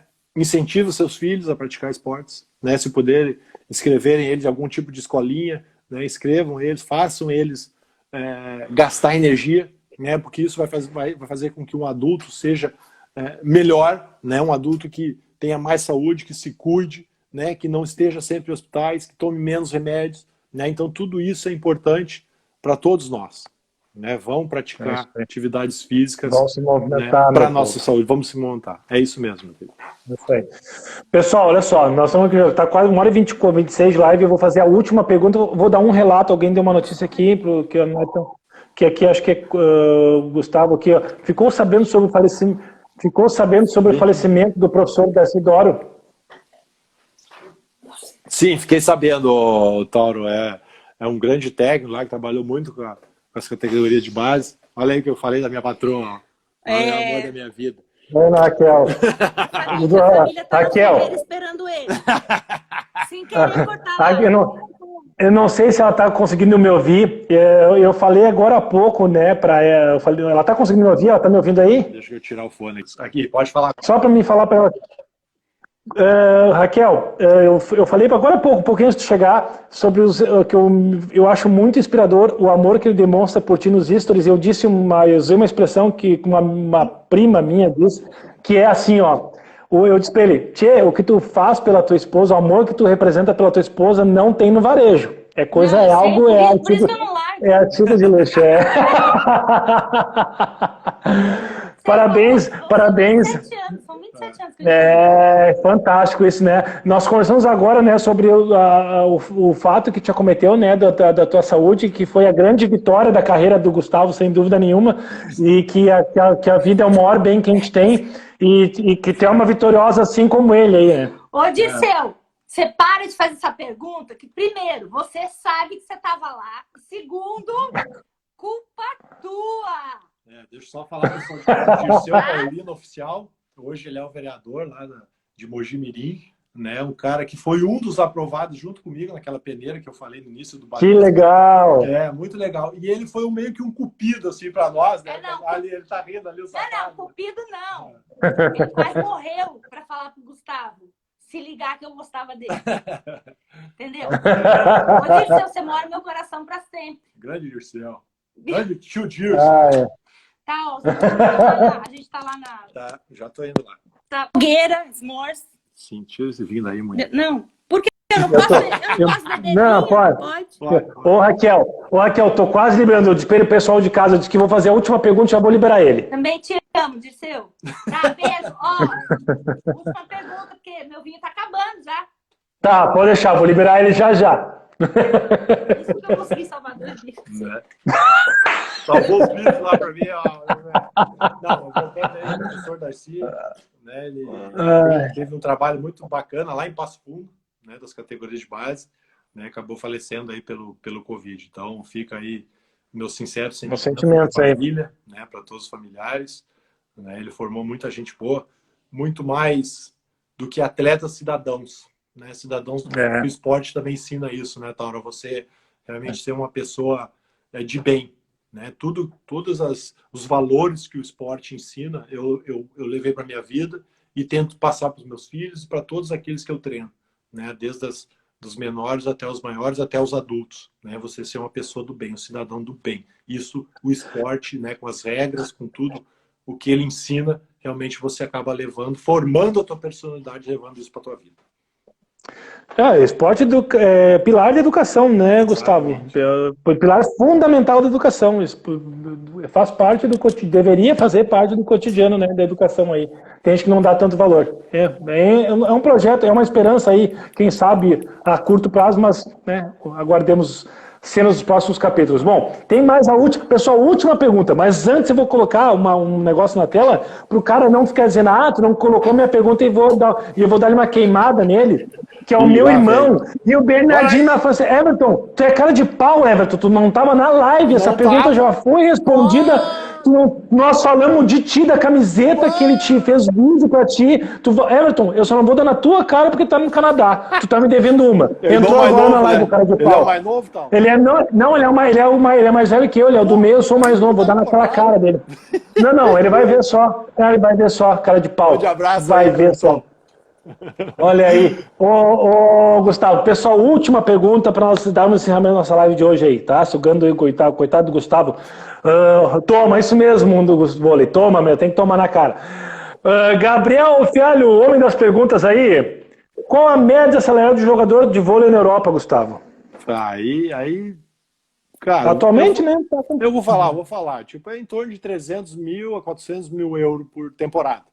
Né? No vôlei você faz a temporada toda. Então Sim, temporada. Normalmente é isso. Depende se é atleta de seleção, ganha um pouquinho menos. Se não é de seleção, um pouco menos. Mas médios 25 mil euros por mês aí. Isso aí. Beleza, tá. Então tá respondida a pergunta aí. Gente, encerramos, chega de pergunta. O Gustavo tinha dito, Gustavo, é 1h10, 1h20, coitado, 1h30 já, chega. Tranquilo. Pessoal, para encerrar, eu quero deixar um grande abraço a cada um de vocês que interagiu conosco. Lembrando, gente, muito importante para mim, seria muito legal. Se vocês gostaram dessa nossa conversa, segue lá, youtube.com/papo corrido no YouTube ou no Instagram. Não estou nem pedindo para seguir meu perfil pessoal, que é o Tauro Bonorino, porque eu faço por aqui porque tem mais pessoas envolvidas. O Papo Corrido está com pouca gente lá. Se quiser dar uma seguida, dar uma força para um canal que fala de esporte, atividade física, saúde, treinamento, assunto técnico, com ciência, com descontração, o Papo Corrido lá no Instagram, tá, galera? Agradeço a todos vocês que interagiram conosco nessa live, foi muito divertido, muito bacana. Gustavo, quero te deixar um grande abraço, te agradecer muito pela disponibilidade, pela tua presença, pelas risadas, pelo bate-papo muito legal, com riqueza de detalhes fantásticas sobre tua vida, sobre tua trajetória. E eu quero deixar para te encerrar aí, deixando teu recadinho. Eu que agradeço a você pelo convite, né, por poder fazer parte dessa bela live, né, poder contar um pouquinho da nossa história, da minha história, né, de tudo que a gente passou para conquistar.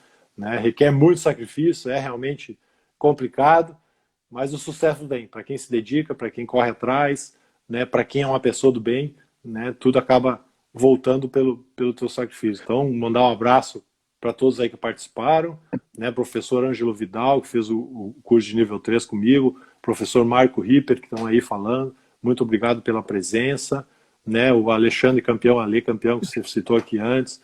Poxa, gostaria, um grande abraço a todos aí que participaram e a você pela maravilhosa condução aí, pelo trabalho que você vem fazendo pela cidade de Canoas. Né? Acho que essa cidade aqui, ela pode realmente chegar muito longe, pode ser uma cidade cada vez melhor, e é isso que a gente espera dos nossos governantes aí, né, que estão presentes na... Inclusive, você agora é diretor, né, se não me engano, lá da Secretaria de Esportes, né? Então, mais um desafio aí para você, né, meu querido? Espero. Isso aí. E conte comigo, né? Tudo que a gente puder fazer pelo esporte de Canoas, tamo junto. Vou contar contigo sim, Gustavo. Vamos voltar a conversar muito ainda, colocar Canoas de volta na cidade de esporte, que é o lugar que ela nunca deveria ter saído aí. Gente, para quem porventura, assim como o meu irmão, perdeu boa parte da live aí, assiste... Vai, assiste no YouTube depois lá, esse vídeo já em seguidinha sobe pro YouTube, vocês podem assistir um pouquinho do que aconteceu nessa 1h30 de boa conversa. Gente, desejo a todos uma excelente noite, um bom descanso, um grande abraço e até a próxima, galera. Valeu, gente. Valeu, Gustavão. Tudo de bom, velho. Dale, Grêmio. Valeu, Gustavo. Valeu. Tchau, tchau. Tchau.